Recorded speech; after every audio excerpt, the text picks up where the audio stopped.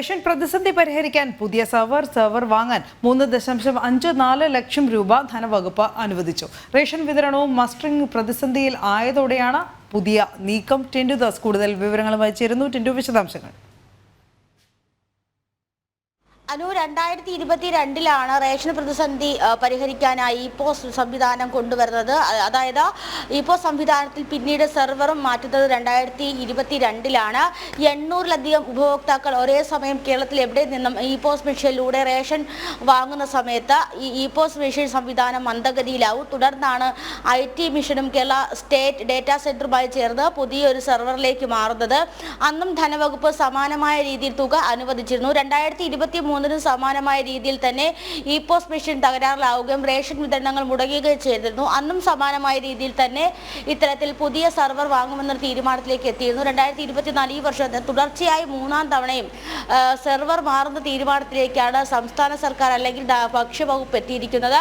പുതിയ സെർവർ വാങ്ങാനായി 3.54 ലക്ഷം രൂപ അനുവദിക്കാനാണ് ഇപ്പോൾ ധനവകുപ്പ് അനുമതി നൽകിയിരിക്കുന്നത്. ഇതിലൂടെ പുതിയ സെർവർ വാങ്ങുകയും നിലവിലുള്ള പ്രശ്നപരിഹാരം അല്ലെങ്കിൽ പ്രശ്നത്തിന് പരിഹാരമുണ്ടാക്കാൻ സാധിക്കുകയും ചെയ്യുമെന്നാണ് ഭക്ഷ്യവകുപ്പ് വിലയിരുത്തുന്നത്. ഇതുമായി ബന്ധപ്പെട്ട കേരള ഡേറ്റാ സെന്ററും IT മിഷനുമായി ഭക്ഷ്യവകുപ്പ് മന്ത്രി ചർച്ച നടത്തി കഴിഞ്ഞിരിക്കുന്നു എന്ന് വേണം മനസ്സിലാക്കാൻ. നമുക്കറിയാം, കഴിഞ്ഞ കുറച്ച് ദിവസങ്ങളായി സംസ്ഥാനത്ത് റേഷൻ വിതരണ രംഗത്ത് കടുത്ത ഒരു പ്രതിസന്ധി നിലനിൽക്കുകയാണ്.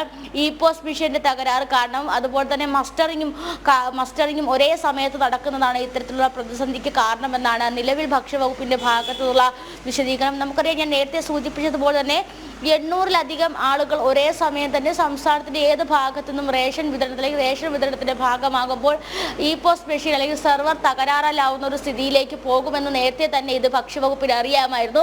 എന്നിട്ടുമാണ് ഈ മസ്റ്ററിംഗ് നടത്താനായിട്ട് ഈ ഇപോസ് മെഷീൻ സംവിധാനം തന്നെ മസ്റ്ററിംഗ് നടത്തുക. അതായത് ഒരു വീട്ടിലെ വ്യക്തിഗത എണ്ണങ്ങളുടെ അല്ലെങ്കിൽ ആ വ്യക്തികളുടെ ആധാർ നമ്പർ ഡീറ്റെയിൽസ് റേഷനുമായി അല്ലെങ്കിൽ ഭക്ഷ്യ സിവിൽ സപ്ലൈസുമായിട്ട് ബന്ധിപ്പിക്കുന്ന രീതിയാണ് മസ്റ്ററിംഗ് എന്ന് പറയുന്നത്. ആ മസ്റ്ററിംഗ് നടത്തുന്ന സമയത്ത് തന്നെ ഒരേ സമയം മറ്റൊരാൾക്ക് റേഷൻ വാങ്ങാനും സാധിക്കുന്നില്ല. അപ്പോൾ സംസ്ഥാനത്ത് നിലവിൽ ഉപയോഗത്തിലിരിക്കുന്നത് ഒരുപക്ഷെ കുറഞ്ഞ നിലവാരമുള്ള സെർവർ അല്ലെങ്കിൽ തന്നെ കുറഞ്ഞ ഡേറ്റ ആക്സസിബിലിറ്റി ഉള്ള സെർവർ ആണെന്ന് വേണം ഇതിൽ നിന്ന് മനസ്സിലാക്കാൻ.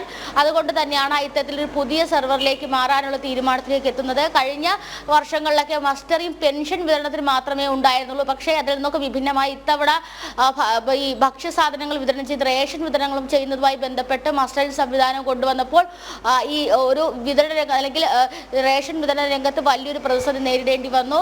അതിനുശേഷം 2 ഘട്ടങ്ങളിലായി റേഷൻ വിതരണം ചെയ്യാമെന്ന തീരുമാനത്തിലേക്ക് എത്തി. ആദ്യത്തെ 7 ദിവസം രാവിലെയും പിന്നീടത്തെ 7 ദിവസം ഉച്ചയ്ക്കും എന്ന രീതിയിലേക്കും എത്തി. പിന്നീട് മുൻഗണനാ വിഭാഗങ്ങൾക്ക് മാത്രമെന്ന രീതിയിലെത്തി മസ്റ്ററിംഗ് ഉച്ചയ്ക്ക് ശേഷമാക്കാമെന്ന സംവിധാനത്തിലേക്ക്. ഇപ്പോൾ എല്ലാ സംവിധാനങ്ങളും പരീക്ഷിച്ച് പരാജയപ്പെട്ടപ്പോഴാണ് ഒരു പക്ഷേ പുതിയൊരു സെർവറിലേക്ക് മാറാമെന്ന തീരുമാനത്തിലേക്ക് എത്തുന്നത്. പുതിയൊരു സെർവറിലേക്ക് മാറാമെന്ന തീരുമാനം എന്ന് പറയുന്നത് ആശയപരമായി മുന്നോട്ട് ശരിയാണെങ്കിൽ പക്ഷേ അത് പ്രാവർത്തികമാക്കുക എന്നൊരു ബുദ്ധിമുട്ടുള്ള കാര്യമാണ്. നിലവിൽ ഇപോസ് സംവിധാനത്തിലുള്ള ഡേറ്റകളെല്ലാം പുതിയ സെർവറിലേക്ക് മാറുക, അതിനുശേഷം ഈ പുതിയ സെർവറിൽ ഈ ഡേറ്റയ്ക്ക് അനുയോജ്യമായിട്ടുള്ള അതായത് മസ്റ്ററിംഗ് ഉൾപ്പെടെയുള്ള ഡേറ്റകൾ ഫെച്ച് ചെയ്യുക അല്ലെങ്കിൽ ഉൾപ്പെടുത്തുക എന്ന് പറയുന്നതും കാലതാമസം വരുന്നൊരു കാര്യമാണ്. അപ്പോൾ അത്തരത്തിലൊരു മാറ്റത്തിലേക്കാണ് എന്തായാലും ഇപ്പോൾ ഭക്ഷ്യവകുപ്പ് കടക്കാൻ തീരുമാനിച്ചിരിക്കുന്നത്. എന്തായാലും ഈ കാലയളവിലൊക്കെ സമാനമായ രീതിയിൽ തന്നെ റേഷൻ വിതരണം മുടക്കും.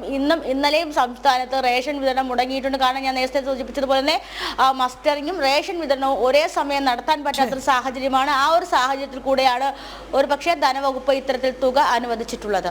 ശരി, ടിൻഡു ദാസാണ് വിവരങ്ങൾ നൽകിയത്.